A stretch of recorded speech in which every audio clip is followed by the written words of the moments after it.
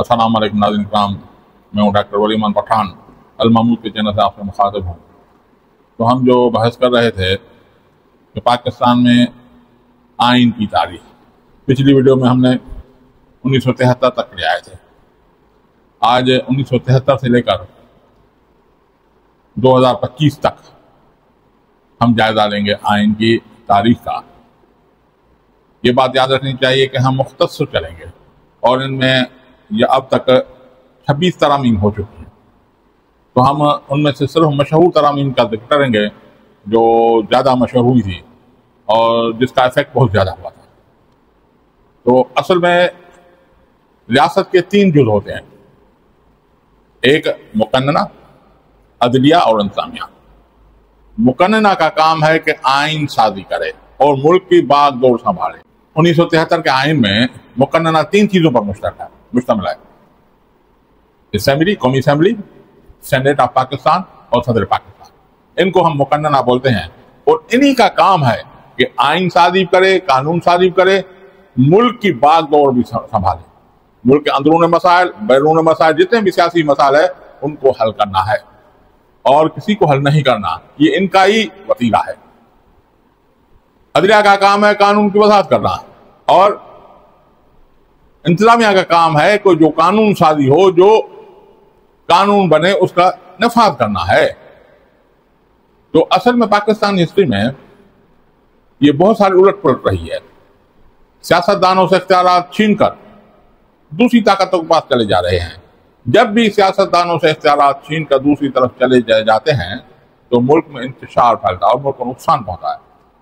पाकिस्तान के सियासतदानों ने सबसे बड़ी जो पहले काम किया था वो पाकिस्तान बनाया था। ये पाकिस्तान के सियासतदानों ने बनाया था। लेकिन कायद-ए-आज़म के विसाल के बाद और लियाकत अली के शहादत के बाद ये पावर सियासतदानों से छीने गए, बल्कि दूसरी कुव्वतों की तरफ चले गए।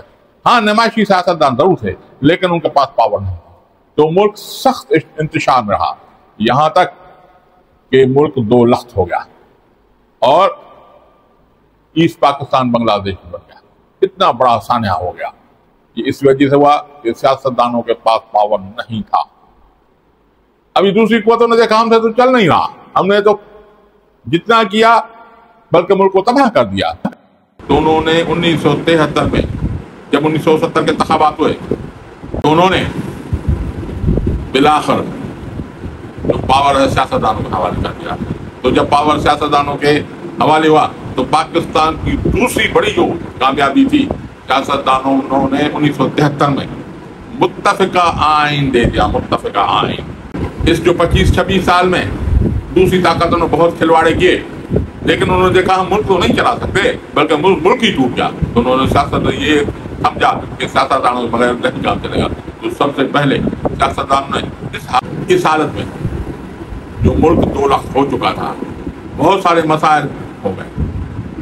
हमारे कैदी गिरफ्तार हो गए, 90,000 के करीब कैदी गिरफ्तार हो गए। हमारी बहुत सारी जमीन इंडिया ने कब्जा कर लिया और अंदरून इंतशार, बैरून इंतशार के बावजूद ने सियासतदानों को संभाल लिया। कैदी भी छुड़ा के लाए और जमीन भी छुड़ा के लाए और 73 का आइन भी दे दिया। फिर आइन में तरमीम शुरू हो गई। सबसे पहले जुल्फ़िकार अली भुट्टो के ज़माने में 7 तरामीम होती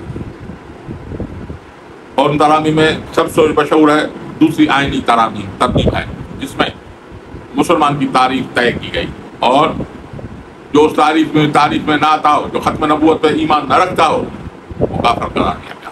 लेकिन अल्लाह पे ईमान रखे और खत्म नबूवत पर ईमान है, नबी सल्लल्लाहु अलैहि वसल्लम आखिरी नबी बने, जो नाम नहीं मानेगा वो काफिर हो जाएगा, वो मुसलमान की तारीख से खारिज हो जाएगा। ये भुट्टो ज़मान के ये तरमीम 7 तरामीम हुई टोटल। उसके बाद ज़िया-उल-हक का दौर और ज़िया-उल-हक के दौर को अदालत उलमा ने तौसीक कर दी और उनके आयन करार दिया और ज़िया-उल-हक ने एक बहुत बदनाम तरमीम कर दी। एक आदमी ने आइन में तरमीम कर दी। हालांकि आइन में तरमीम का इख्तियार पार्लियामेंट के 2/3 अक्सर को है, लेकिन सदर ज़िया-उल-हक ने 8वीं आइनी तरमीम कर दी, जिसके तहत उसने सारे इख्तियारात सदर के हवाले हो गए और सदर को इख्तियार मिल गया کہ وہ کسی بھی اسمبلی کو توڑ سکتا ہے اور وزیر اعظم کو گھر بھیج سکتا ہے. یہ 58(2)B اس کا اختیار کو نام دیا گیا، جس کے تحت 4 منتخب اسمبلیاں توڑی گئی. وہ اسمبلیاں جس کو پورے ملک کی عوام چن کر اسمبلی لاتی تھی اور اقتدار دیتی تھی، اس میں ایک فرد واحد اس کو توڑ دیتا تھا. پہلی اسمبلی دالک نے خود نے توڑی، جوڑی جو کے اس نے استعمال کیا. 2 دفعہ غلام اسحاق نے استعمال کیا، بے نظیر بھٹو اور نواز شریف کی اسمبلی توڑ دی.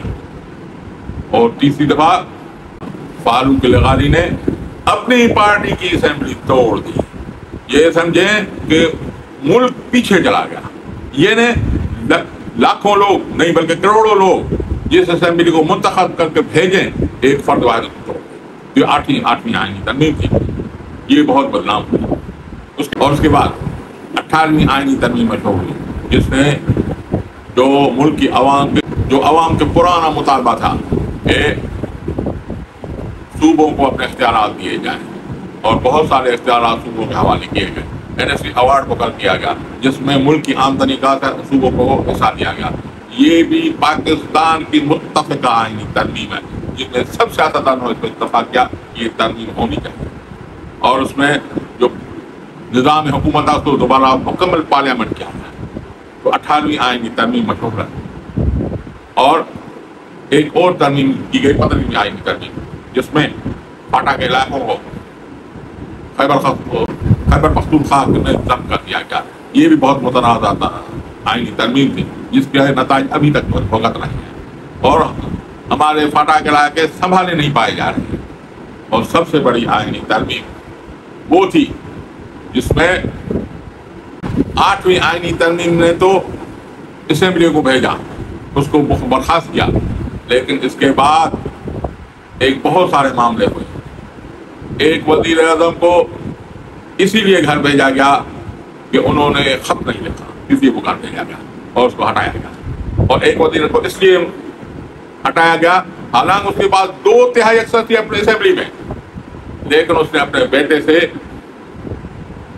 10,000 درہم تنخواہ کیوں نہیں دی. تنخواہ نہ لینے پر اسے صادق امین سے سرٹیفکیٹ سے خارج کر دیا گیا. تو یہ مسئلہ تھا جو اس طرح وزیر اعظم کو برخاست کیا جاتا تھا اور ملک پیچھے چلا جاتا تھا. تو 26ویں آئینی ترمیم نے اس کا بھی راستہ روک دیا. تو انشاءاللہ تعالیٰ آئندہ آپ کو بتائیں گے کہ 26ویں آئینی ترمیم کے محرکات کیا تھے اور کیوں یہ کی گئی. انشاءاللہ تعالیٰ اس پر بحث کریں گے. دعا کہ اللہ تعالیٰ ہمارا حامی و ناصر ہو. ہمارے